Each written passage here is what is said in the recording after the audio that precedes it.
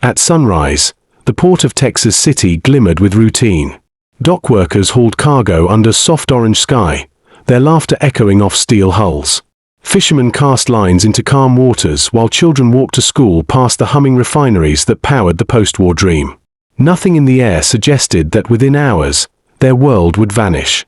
The freighter SS Grandcamp, moored quietly at Pier O, carried a cargo as ordinary as fertilizer, ammonium nitrate, the same chemical that had fed Europe's crops and fueled America's new prosperity. But on this April morning in 1947, inside her sealed hold, invisible chemistry was rewriting destiny. A faint wisp of smoke curled through a hatch. The dock crew noticed it but didn't panic. Fires were common, and the captain ordered steam pumped in to snuff it out. That single command would turn the harbor into an inferno. Minutes later, the ship began to hiss and groan, its steel skin tightening under rising pressure. Curious onlookers gathered on the pier, drawn by the thick, orange haze and the popping sounds from the hold. Firemen rushed to contain it, unaware they stood atop a floating bomb. At 9:12 a.m., the sky split open. The explosion ripped through the coast with the force of a small nuclear blast. A mushroom cloud shot 2,000 feet into the air, visible across Galveston Bay. Buildings crumbled as if made of paper. Freight cars hurled through the air like toys. The blast wave flattened refineries, shattered windows 70 miles away in Houston, and registered on seismographs as far as Louisiana. For a heartbeat, silence followed, the kind that comes after the unimaginable. Then came the screams, the fire, the rain of molten debris. The port was gone, the heart of the city had been erased. In that moment, America faced the cost of its own progress. This was no enemy strike, no weapon of war. It was the consequence of ambition outrunning caution, of science harnessed without restraint. What began as a proud symbol of post-war industry ended as a crater smoldering by the Gulf, marking the day an American city learned how fragile prosperity could be when safety was left behind. When the first call crackled through the radio that morning, firefighter Fred Dowdy didn't hesitate. Texas City was his home, its docks, its people, its smell of salt and fuel. He arrived at the harbor expecting a manageable blaze, something routine. What he found instead was a freighter smoldering like a beast holding its breath. The Grandcamp's hull glowed faintly, the metal flexing under invisible pressure. Steam poured from the hatches, thick and oddly sweet. "We thought we could handle it," he later recalled, his voice trembling with the weight of memory. Then the air changed. It got heavy, like something alive was breathing back at us. Workers gathered nearby, shielding their eyes from the smoke that shimmered orange and blue. The ship's captain shouted orders in French, waving his arms toward the crew, unaware that every second brought the fire closer to critical heat. Dowdy's men unraveled hoses, the water hissing uselessly against the rising temperature. A longshoreman, seeing the deck bulge and crack, yelled a warning that cut through the chaos, "She's gonna blow." No one heard the rest. A sound beyond comprehension erupted, a roar so violent that words could not describe it, only the aftermath could. Firefighter helmets vanished into light. Bodies were lifted into the sky and scattered like leaves. For miles around, people fell where they stood, knocked unconscious by the shockwave. Then came silence, deep, absolute, the kind that follows something the human mind cannot grasp. When survivors opened their eyes, the world was unrecognizable. Smoke rolled across the bay like a living tide. Flames danced over twisted rails and shattered trucks. The harbor, once lined with cranes and warehouses, had turned into a wasteland of fire and debris.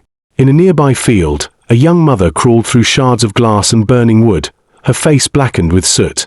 In her hand, she clutched the tiny shoe of her son. Nothing else remained of him. A teacher, thrown from her classroom window by the blast, wandered barefoot through the streets, calling the names of her students who would never answer.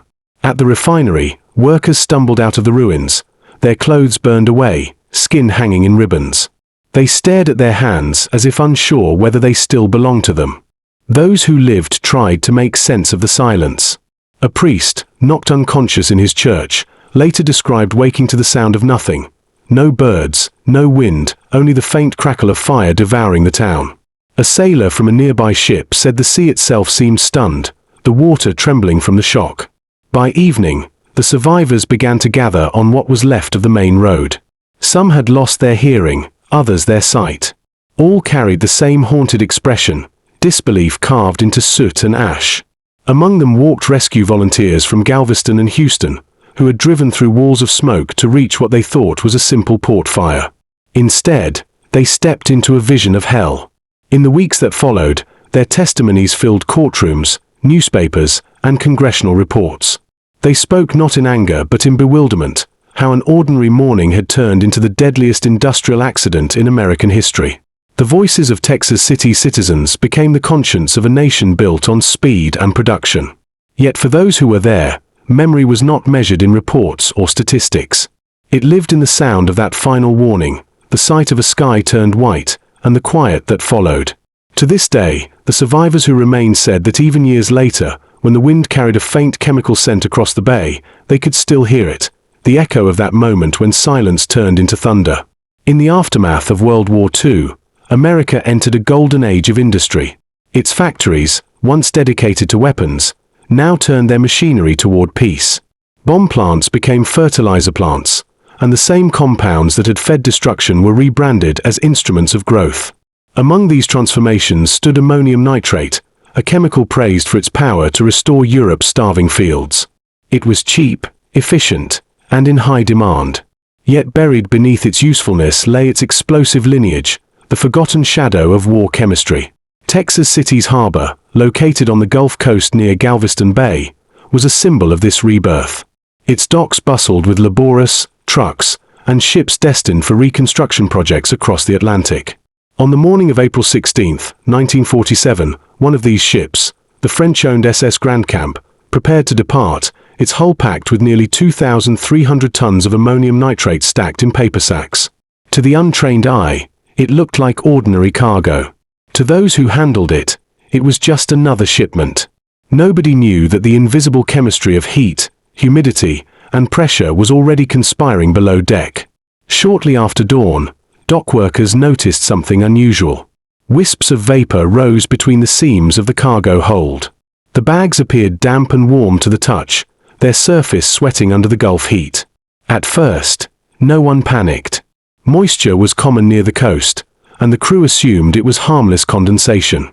But by 8 a.m., the odor changed, faintly sweet, acidic, and unfamiliar. The smoke thickened, curling upward like the breath of a dormant volcano. Captain Charles de Gesnon, anxious about losing the valuable cargo, decided to preserve it rather than jettison it. He ordered the hatches closed and instructed his men to pump steam into the hold to suppress the fire. It was a tragic misunderstanding. Steam removed oxygen but added heat. Locked inside the airtight hold, the ammonium nitrate began to decompose, producing oxygen of its own and fueling the fire instead of starving it. What had started as a smoldering ember transformed into a chemical furnace building pressure by the minute. By 8:25 a.m., the crew could barely stand near the hatch.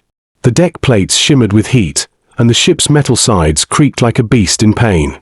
Dockworkers called for the local fire brigade, unaware they were walking toward the deadliest industrial accident in American history. Fire Chief Clarence Preacher McAdams led his men toward the pier with calm professionalism. They had fought oil fires before, this one looked no different. None of them knew they were fighting a material that could detonate like dynamite. Spectators gathered along the waterfront, factory workers, clerks, and children drawn by curiosity. They watched as firefighters unrolled hoses, spraying arcs of water that hissed and vanished against the superheated hull. The ship's paint began to bubble, releasing a rainbow sheen across the smoke. From nearby vessels, sailors stood frozen, unsure whether to help or to flee. Minutes ticked away. At 9:12 a.m., the inevitable occurred.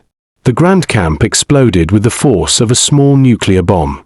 The blast vaporized the ship, disintegrated the dock, and ignited everything within sight.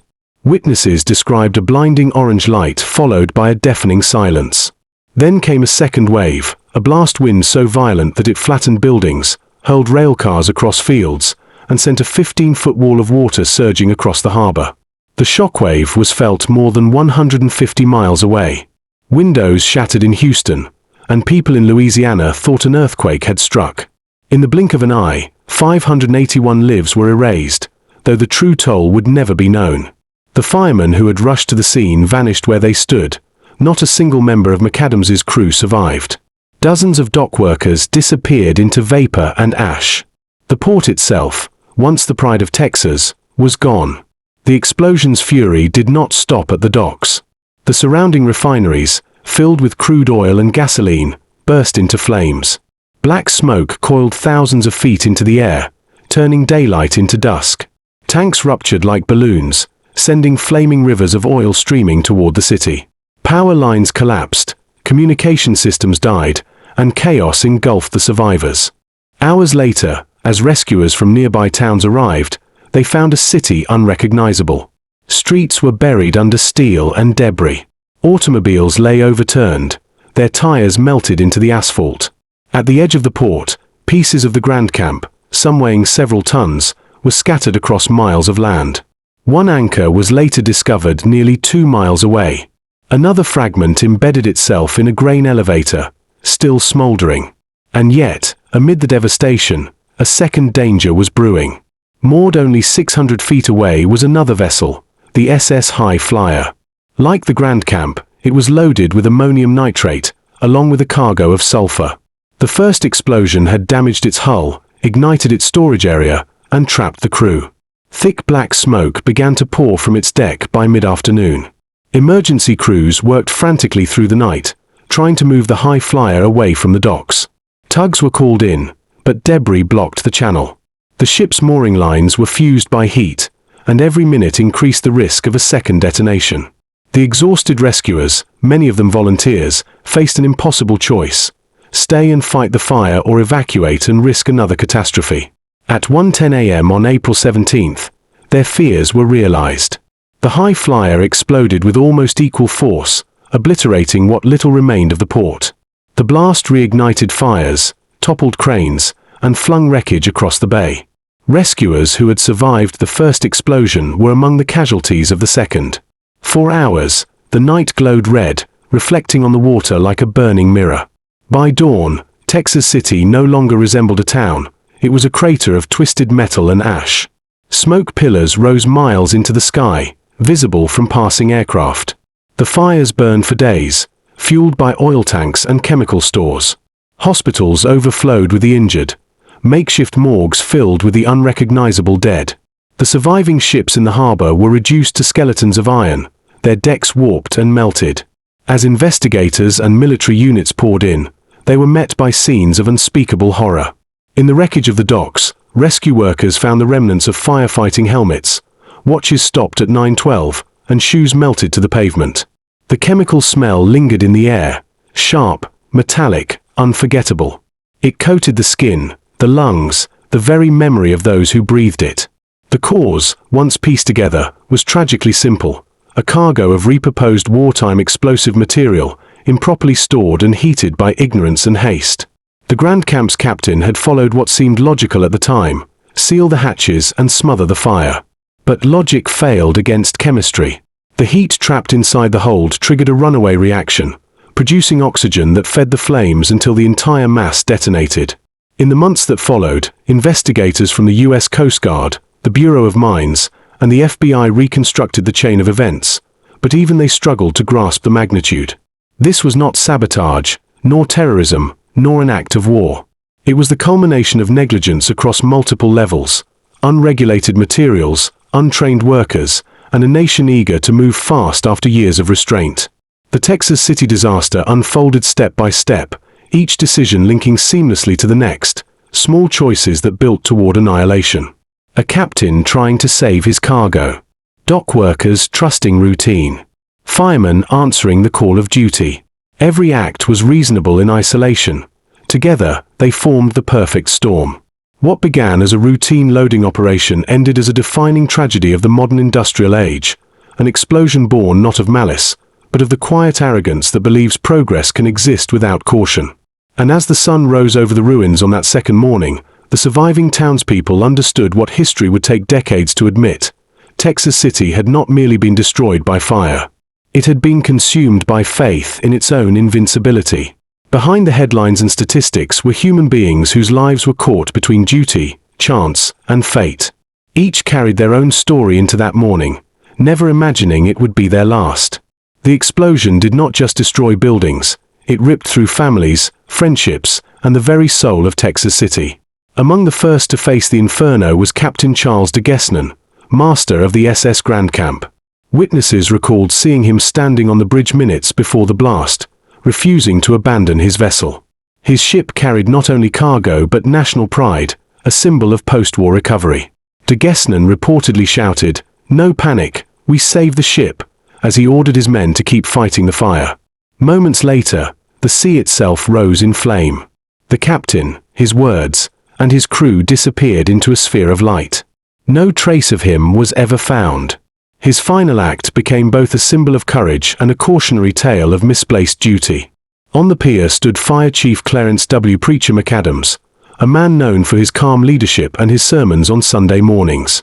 He and 27 of his men rushed toward the burning freighter, unaware they were charging into history's deadliest industrial fire. Their trucks lined the dock neatly, hoses uncoiled, boots arranged in order, all later found melted in place. When the explosion came, the entire crew was erased in an instant. The fire department of Texas City ceased to exist that morning. Only their helmets remained, scattered across the rubble, still bearing their badge numbers. Near the harbor, the Martinez family sat around their breakfast table. The father worked at the docks, the mother prepared tortillas, and their 2 daughters laughed over spilled cup of milk. When the Grandcamp exploded, the blast lifted their home off its foundation and hurled it into the bay. Rescue teams later found pieces of the house embedded in mangroves along the shoreline. Only the eldest daughter, Rosa, survived. She was discovered days later, wandering barefoot and silent, unable to speak for months. Her story spread through newspapers across the country, a haunting image of innocence surviving amid annihilation. Farther inland, at the refinery, mechanic James Wilcox had just clocked in when the windows shattered. He awoke buried under twisted metal, surrounded by fire. He crawled for hours through the wreckage, guided only by the cries of others trapped nearby. Later, when asked how he survived, he said, "I didn't think, I just kept moving toward the sound of someone else's pain." Wilcox became one of the first to organize the rescue efforts before collapsing from exhaustion. By afternoon, the disaster had transformed every survivor into a rescuer. Nurses from nearby towns drove through clouds of black smoke to reach the wounded. Priests walked barefoot across glass to administer last rites. Soldiers from Galveston arrived to clear bodies from the debris, their uniforms soon indistinguishable from the soot that covered the dead. Volunteers turned schools and churches into makeshift hospitals, using bedsheets as bandages and bathtubs as morgues. No one asked who the victims were, everyone belonged to the same tragedy. In the following days, Texas became a state of mourners. Trucks arrived carrying ice to preserve bodies that could no longer be identified. Morgues overflowed, forcing officials to convert warehouses into identification centers. The stench of chemicals mixed with the smell of death. It lingered in the air for weeks. Families lined up for hours, clutching scraps of clothing or jewelry, hoping to recognize a loved one. The task was impossible for many. The explosion had left few whole bodies to bury. Coffins were placed in rows along the streets, each marked not with a name, but a number. Yet the people of Texas City refused to let anonymity erase dignity. Volunteers began compiling lists, scouring every document, dental record, and photograph they could find. Teachers identified their students by bracelets and hair ribbons. A mother recognized her son by the initials embroidered inside his shirt collar. Each discovery was followed by silence, grief too deep for words. Out of that silence came an unspoken unity. Men who had lost their families helped rebuild the homes of strangers. Churches opened their doors to anyone who needed shelter. Children who had been orphaned were taken in by neighbors who themselves had nothing left. In the darkness, compassion became the only remaining light. As the days passed, reporters arrived from across the nation, their cameras capturing scenes that looked like a battlefield. Yet behind every photograph was a story of endurance. One nurse, Helen Davenport, treated victims for 3 straight days without rest. When asked how she kept going, she simply said, "Because someone has to remember their names." Weeks later, when the fires finally died, Texas City gathered for a mass memorial. More than 500 coffins, draped in flags and flowers, were carried through the ruins. The procession moved silently down the main road, past the skeletal remains of the refineries and the blackened harbor. The air was thick with ashes, but above it hung the sound of church bells, a fragile reminder that life, however broken, still persisted. In that moment, the statistics ceased to matter. The tragedy was no longer measured by tons of fertilizer or by property loss, but by faces, each one belonging to someone who had laughed, worked, and loved in a city that once thrived by the sea. They were fathers who stayed at their posts, mothers who shielded their children, workers who answered alarms, strangers who refused to run. The Texas City explosion was not merely a lesson in chemical danger. It was a revelation of human character under fire. Courage did not always roar that day. Sometimes it whispered in the form of a nurse's trembling hands, a rescuer's silent prayer, or a child's step toward the unknown. Amid ruins that glowed with heat and loss, humanity endured.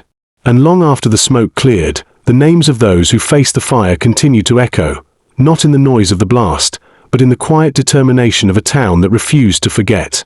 When darkness fell over Texas, it brought no relief. The horizon glowed like an open furnace, and the air pulsed with the crackle of burning fuel. The explosion had passed, but the destruction it unleashed was far from over. Oil tanks ruptured and burned uncontrollably, spewing flames that climbed hundreds of feet into the night sky. Rail cars loaded with chemicals erupted in sequence, each explosion answering the last like thunder rolling across the bay. Gasoline poured into the gutters, igniting rivers of fire that raced through the streets. The survivors found themselves trapped between the inferno and the sea, their only escape routes blocked by wreckage. For miles, the ground trembled as if the earth itself was still trying to breathe. Panic spread faster than the flames. With telephone lines severed and roads buried under debris, no one knew where to go or who was still alive. Mothers screamed for missing children. Men searched for wives who had vanished into smoke. From a distance, ships at sea could see the burning coastline, a flickering wound visible for 50 miles. Rumors began to twist through the confusion. Some whispered that enemy agents had struck, that the explosion was a deliberate act of sabotage. The Cold War had just begun, and fear of communist infiltration hung in the air like the acrid scent of ammonia. Others spoke of divine punishment, convinced that such fury could only come from heaven itself. By midnight, soldiers from nearby bases arrived to find a city still under siege by its own industry. They moved through streets so hot their boots stuck to the pavement. Ammunition from the docks detonated sporadically, sending shards of metal slicing through the smoke. The roar of burning oil drums was relentless, a deep mechanical growl that drowned out every human sound. When dawn came, it revealed a wasteland still aflame. The heat shimmered off pools of melted glass. Concrete had cracked and flowed like wax. In some areas, the temperature was so high that rescue workers could not approach. They stood helplessly as fires consumed what little remained of homes and bodies. Reporters began to arrive, drawn by radio reports of a catastrophe beyond comprehension. They described a scene unlike anything on American soil. One journalist wrote, "It looked as though the earth had folded in on itself." Another called it hell with a coastline. Cameras captured images of the harbor reduced to twisted skeletons of steel. Airplanes circled overhead, their pilots reporting waves of heat that reached into the clouds. The port, once alive with industry, now looked eerily still beneath a curtain of smoke so thick it turned noon into twilight. As the fires spread to nearby refineries, explosions erupted again, smaller but equally terrifying. Each new detonation reignited panic among those who had survived the first blast. Civilians formed human chains to move water buckets, while exhausted firefighters collapsed beside their hoses, their skin blistered and blackened from the heat. The city's hospital overflowed. Wounded men and women lay in hallways and on sidewalks, wrapped in sheets soaked with saline. In makeshift morgues, melted wedding rings and pocket watches became the only way to identify the dead. By the second day, what had once been a thriving port was a vision of apocalypse. Steel girders curved like ribbons, ships lay overturned in the shallows. The outline of Texas City was erased, replaced by ash and twisted metal. Helicopters from the army flew in supplies and medical teams, but even from above, the pilot said it looked like Hiroshima, not from war, but from carelessness. The flames had consumed everything that progress had built, leaving only silence broken by the hissing of chemical tanks still refusing to die out. The city did not sleep, and it did not stop burning. It glowed through the night like a wound that the ocean could not heal. The thunder of the Texas City explosion echoed far beyond the Gulf. Within hours, teletype machines in Washington, D.C. clattered with reports of an event so catastrophic that even military analysts struggled to categorize it. The headlines were blunt: Texas City destroyed, blast felt across 3 states. America, still basking in the glow of victory from World War II, suddenly found itself staring at a new kind of enemy, one born not from foreign aggression but from its own factories and faith in limitless growth. The nation that had built the atomic bomb now realized that ordinary cargo could unleash a similar force when paired with negligence and speed. Congress reacted swiftly. Committees were formed overnight, demanding answers from every agency connected to the shipment of ammonium nitrate. Senators called emergency sessions, shocked that such a dangerous substance had been stored and transported without a single warning label. The investigations uncovered a chilling origin story. The fertilizer aboard the Grandcamp had come directly from a U.S. government plant in Nebraska, where leftover wartime explosives had been repurposed for agricultural use. Thousands of tons had already been shipped across the globe, sitting in ports, warehouses, and ships just like the one that had disintegrated in Texas. Each was a potential bomb waiting for heat, friction, or a single spark. Teams from the Coast Guard, the Army, and the FBI arrived in Texas City within days. They combed through the charred ruins, gathering fragments of steel, melted instruments, and traces of the chemical that had triggered the disaster. Scientists from the Bureau of Mines conducted field experiments, heating samples of ammonium nitrate to study how the reaction had accelerated. What they found was horrifying. Under confinement and pressure, the material could reach detonation temperatures rapidly, a fact well known during the war but somehow forgotten in peacetime. When the final report reached Congress, it read like a confession. There had been no official classification for ammonium nitrate as a hazardous cargo. No safety standards for its storage, no emergency protocols for fire crews, and no training for those who handled it daily. The very substance that had built Europe's recovery had destroyed a city at home. The hearings became public spectacles. Survivors testified before packed chambers, their voices trembling as they described fire falling from the sky and neighbors vanishing in light.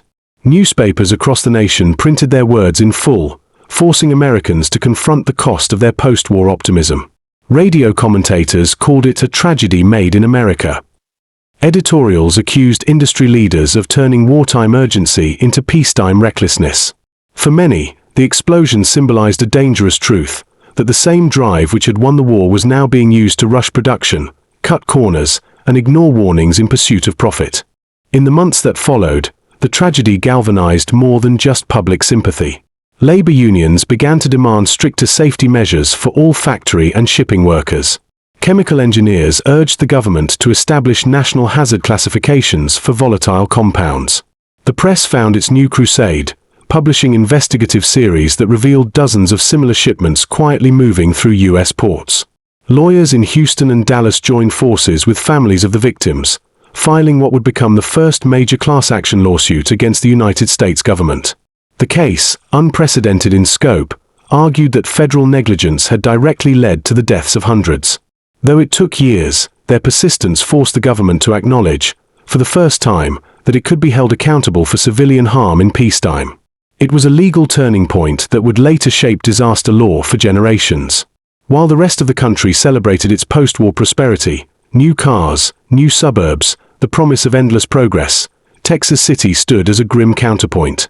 Beneath the glow of optimism lay the smoke of a forgotten harbor, proof that industrial triumph without regulation could become its own weapon. The explosion had not come from malice or war. It had come from faith in efficiency, from trust in systems that valued output over human life. In the end, the disaster did more than destroy a city. It cracked the nation's illusion of control. The blast shockwaves reached not only Washington but into every factory, port, and refinery across America. The lesson was unmistakable. Progress without restraint could be as lethal as any enemy.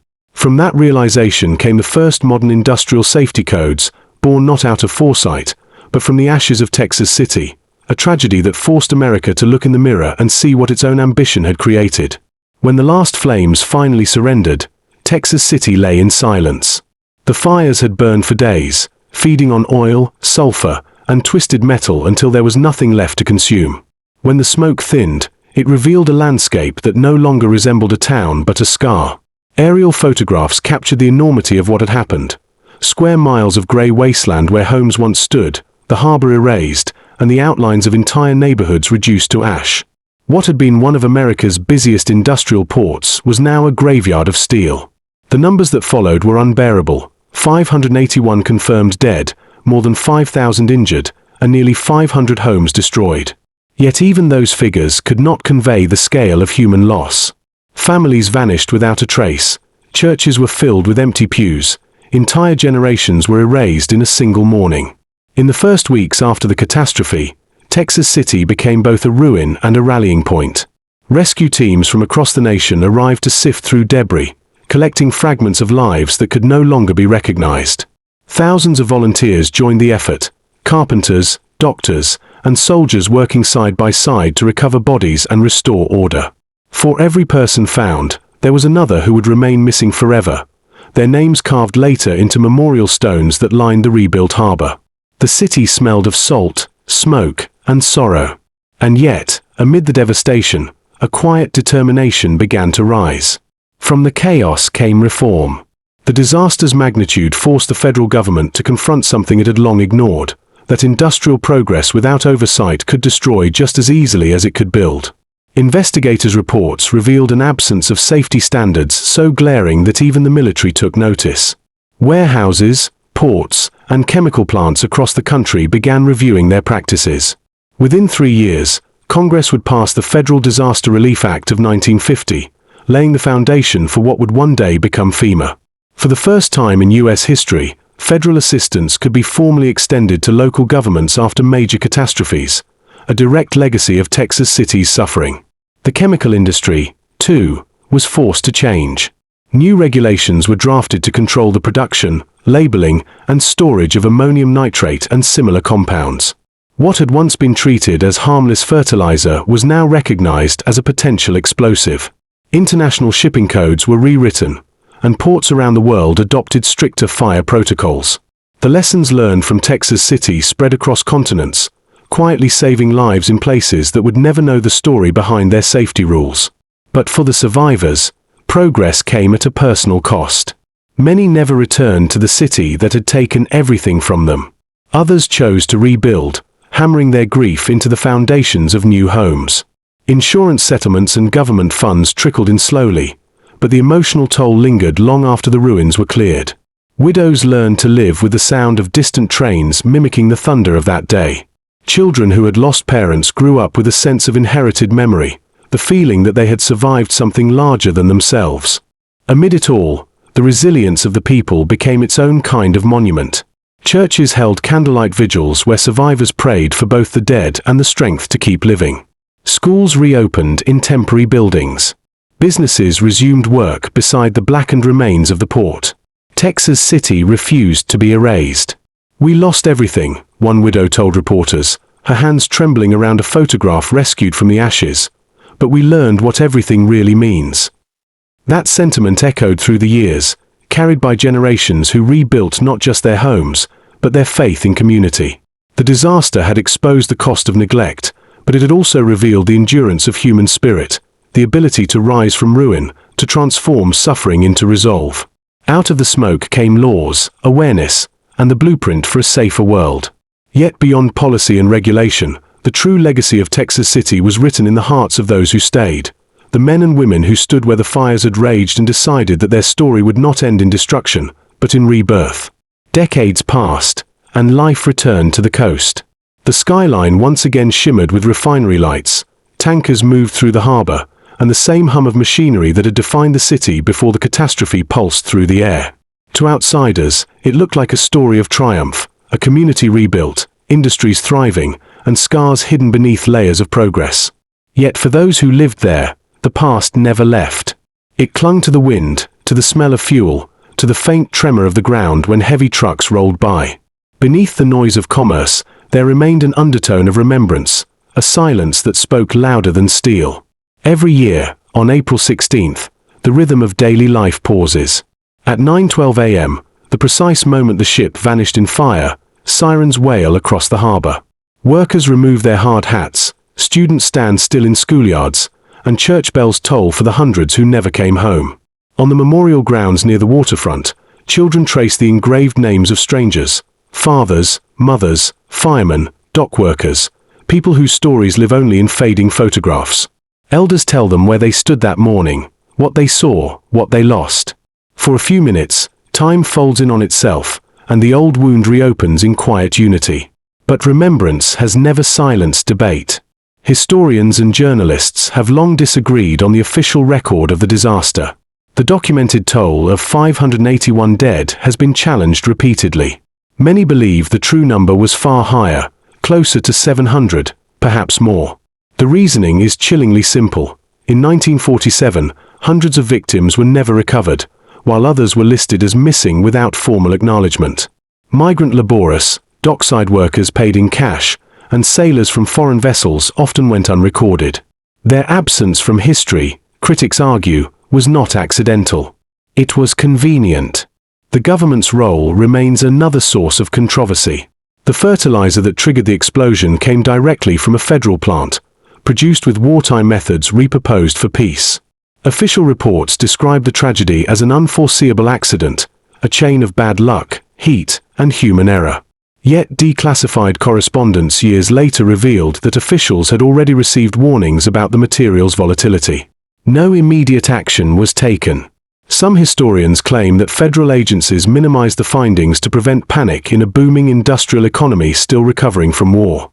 Others suggest that the truth was simply buried beneath bureaucracy, that the lessons of one coastal town were sacrificed to protect the illusion of progress. For survivors, those debates have never been about politics.